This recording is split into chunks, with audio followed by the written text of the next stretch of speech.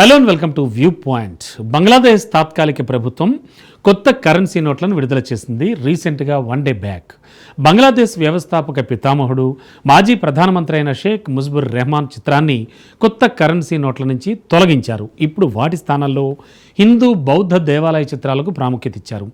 బంగ్లాదేశ్ కొత్త కరెన్సీ నోట్లపై ఈ షేక్ ముజిబుర్ రెహమాన్ బదులుగా ఈ దేవాలయ చిత్రాలను ముద్రించడం మాత్రం సర్వత్రా చర్చనీయాంశం అవుతోంది.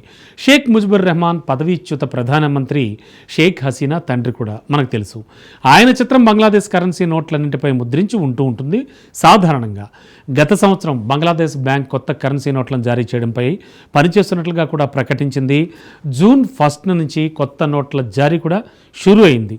మరి కొత్త డిజైన్ కానీ సిరీస్ ప్రకారం చూస్తే కరెన్సీ నోట్లపై మానవ చిత్రాలు ఏవి కూడా కనిపించవు.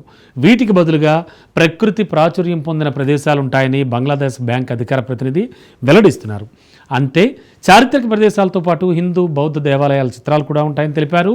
దివంగత చిత్రకారుడు జైనుల్ ఆబెద్దీన్ గీసినటువంటి కళాఖండాలు కూడా ఉన్నాయని తెలిపారు. మొత్తం చూస్తే 9 డిజైన్లు రూపొందించారు. జూన్ 1వ తేదీ నుంచి ఈ నోట్లను విడుదల చేసినట్లు తెలిపారు. అంటే తూర్పు పాకిస్తాన్ నుంచి బంగ్లాదేశ్గా పేరు మార్చుకున్న తర్వాత 1972లో కరెన్సీ నోట్లపై ఓ మ్యాప్ను కూడా ముద్రించారు వాళ్ళు. అనంతరం షేక్ హసీనా తండ్రి ముజిబుర్ రెహమాన్ చిత్రంతో కూడిన కరెన్సీ నోట్లను విడుదల చేశారు. అయితే గతేడాది ఆగస్టులో షేక్ హసీనా దేశం విడిచి వెళ్ళిపోయిన తర్వాత తాత్కాలిక ప్రభుత్వం ఏర్పడినప్పటికీ ఆమె తండ్రి ఫోటో ఉన్న కరెన్సీ నోట్లను కొనసాగించారు. రీసెంట్గా చూస్తే ఆయన స్థానంలో ఈ కొత్త వాటిని విడుదల చేశారు.